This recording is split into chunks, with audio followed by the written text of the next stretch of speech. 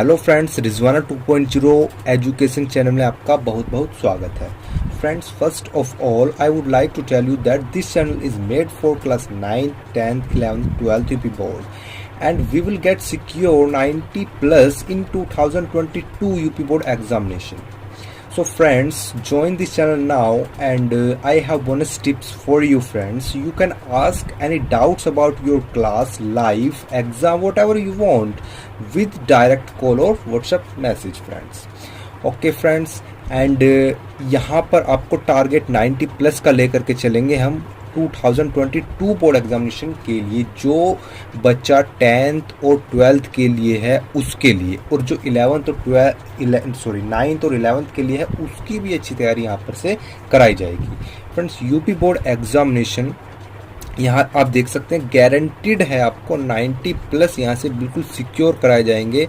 वो तब जब आप हमारी वीडियोस रेगुलर देखोगे और स्टार्टिंग से देखोगे, क्योंकि यह है आपका न्यू बैच 2022 आज से स्टार्ट हो गया है फ्रेंड्स।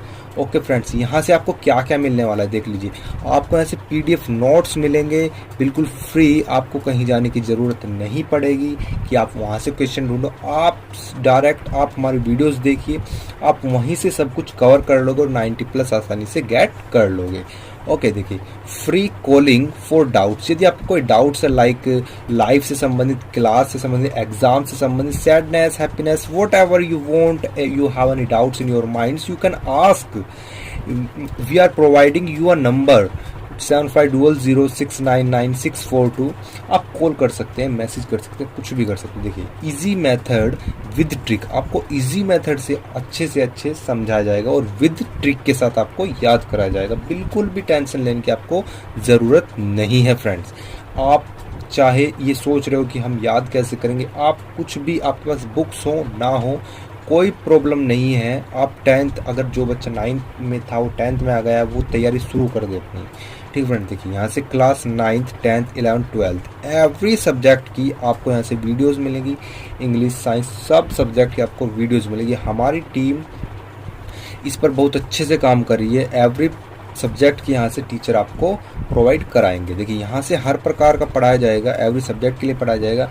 कम से कम यहाँ पे ये फोकस किया गया है कि 3 से 4 बार कम से कम यहाँ से आपको रिवीजन करा दिया जाए। ये बहुत इंपॉर्टेंट बात है कि रिवीजन कितनी बार यहाँ से आपको करने को मिलेगा। देखिए, कोर्स कंप्लीट होने के बाद 3 से 4 बार आपको यहाँ से रिवीजन कराया जाएगा इस चैनल से फ्रेंड्स। सब कुछ मिलेगा, एवरीथिंग मिलेगी आपको। 9 to 12 से संबंधित, बोर्ड से संबंधित सब कुछ यहाँ से आपको मिलेगा। ट्रिक से याद कराया जाएगा, कोई प्रॉब्लम नहीं है, कोई इशू नहीं है। आप एक बार ज्वाइन करिए, सब्सक्राइब कर लें, फ्री है बिल्कुल, बेल आइकन पर क्लिक कर लें। फ्रेंड्स, आप एक बार देखिए, ज्वाइन करिए, क्लास समझ में आए तो आगे बढ़िए, अगर समझ में ना आए, देखिए ये हो ही नहीं सकता कि आप समझोगे नहीं, क्योंकि बहुत ही डिटेल में अच्छे से आपको यहाँ से समझाया गया है friends. Okay friends, so guys, ये वीडियो क्लास 10th का साइंस का फिजिक्स का है। जैसे कि आप जानते हैं कि हमारा चैप्टर नंबर 1 चला हुआ है, जो प्रकाश, परावर्तन तथा अपवर्तन इसका नाम है फ्रेंड्स। तो आज की वीडियो हमारी हैज़ 12 है फ्रेंड्स, और आज का टॉपिक है हमारा प्रकाश का अपवर्तन। देखिए फ्रेंड्स, इसको हम सबसे पहले अच्छे ध्यान से इसको हम पढ़ेंगे, फिर उसके बाद इसको समझेंगे चित्र की सहायता से। तो फ्रेंड्स चलिए देखते हैं। प्रकाश किरण के एक माध्यम से दूसरे माध्यम में जाने पर अपने मार्ग से विचलित होने को प्रकाश का अपवर्तन कहते हैं। देखिए, हमने प्रकाश का परावर्तन तो पढ़ लिया है, और आज का टॉपिक हमारा प्रकाश का अपवर्तन है। इसको हम ध्यान से डिटेल में पढ़ेंगे फ्रेंड्स। ठीक है, देखिए मैं आपको चित्र की सहायता से इसको समझाना चाहूँगा कि कहना क्या चाहता है फ्रेंड्स। देखिए फ्रेंड्स, ये कहना चाहता है कि प्रकाश के एक माध्यम से दूसरे माध्यम पर जाने। देखिए, ये मान लीजिए ये कोई दूसरा माध्यम, मान लीजिए वायु है, इधर माध्यम मीन्स वायु मतलब कोई उसका बीच का सपोर्टर। ठीक है, ये माध्यम हो गया कांच। ठीक है, और बीच में जो है ये मैं मान लेता हूँ इमेजिनरी अभिलंब। ये है फ्रेंड्स क्या, अभिलंब, अभिलंब कोई।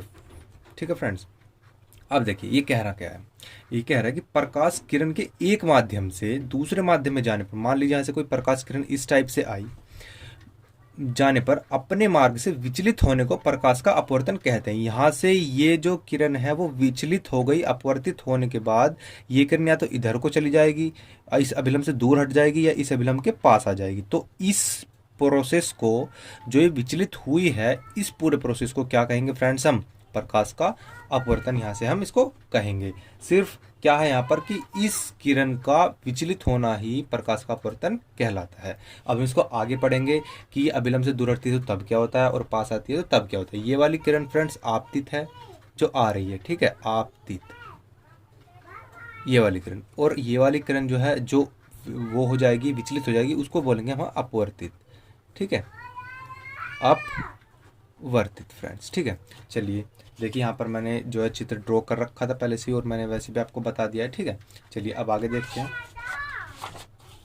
देखिए पढ़िए,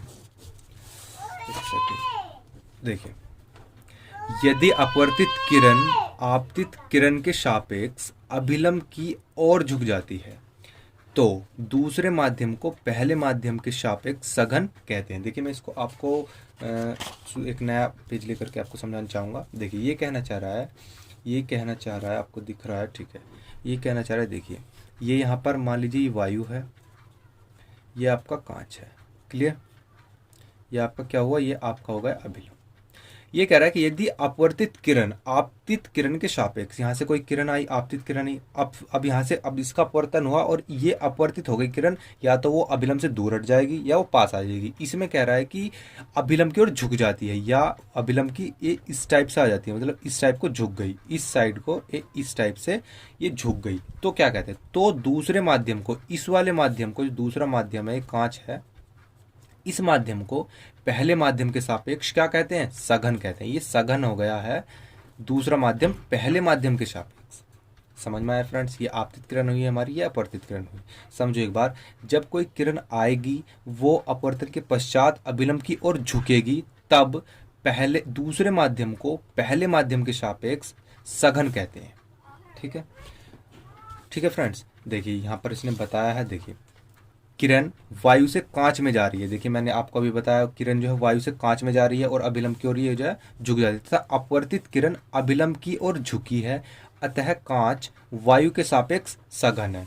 मैंने आपको बताया ना, जो कांच है वो सघन है वायु के सापेक्ष, पहले माध्यम के सापेक्ष दूसरा माध्यम जो है वो सघन है।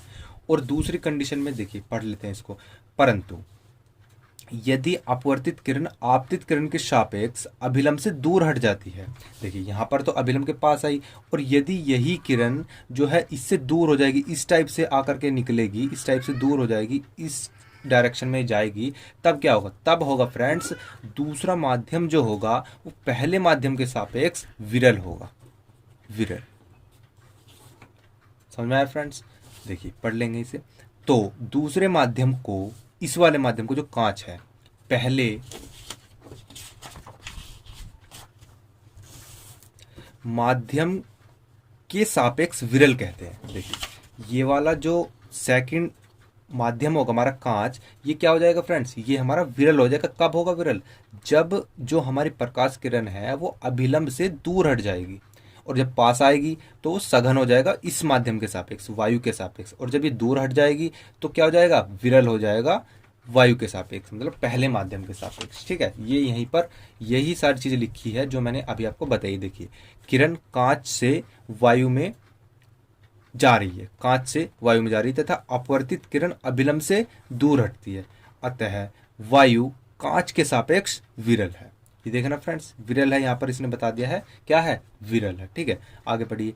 प्रकाश की चाल सघन माध्यम में विरल माध्यम की अपेक्षा कम होती है। देखिए जो प्रकाश की चाल होती है, स्पीड होती है, वो सघन माध्यम के अंदर, यहाँ देखिए, वो सघन माध्यम के अंदर, ठीक है, विरल माध्यम की अपेक्षा कम होती है। कहने का मतलब क्या है कि सघन माध्यम में इसकी स्पीड जो हो जाएगी वो कम हो जाएगी इस माध्यम की अपेक्षा, वायु की अपेक्षा, ठीक है फ्रेंड्स। सघन माध्यम में विरल की अपेक्षा, ये तो विरल हो गया,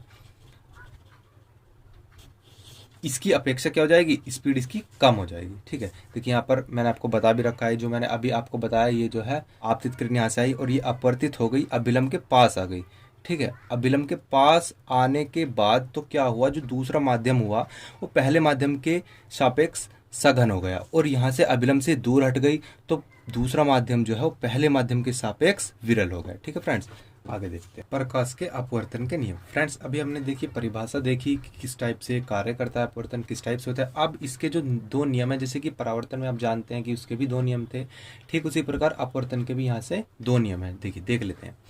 आपतित किरण, अपवर्तित किरण तथा अभिलंब आपतन बिंदु पर तीनों एक ही तल में होते हैं। देखिए फ्रेंड्स, जो पहला नियम है वो परावर्तन के नियम से बिल्कुल मैच करता है, बिल्कुल सेम ही है।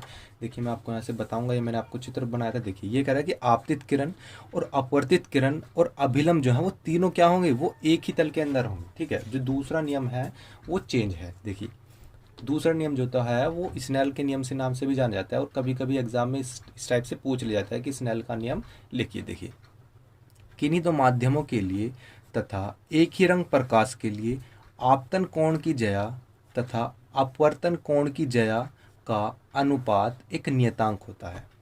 समझना फ्रेंड, देखिए ये कह रहा है कि किन्हीं दो माध्यमों के लिए एक ही रंग प्रकाश के लिए आपतन कोण की ज्या तथा अपवर्तन कोण की ज्या का अनुपात जो होगा वो एक नियतांक होता है। देखिए आगे आपको समझ में आएगा। यदि मान लीजिए यदि आपतन कोण आई है तथा अपवर्तन कोण जो है आर है, तो कहने का मीन्स क्या है फ्रेंड, देखिए मैंने यहाँ पर जो है सेकंड रुकिए।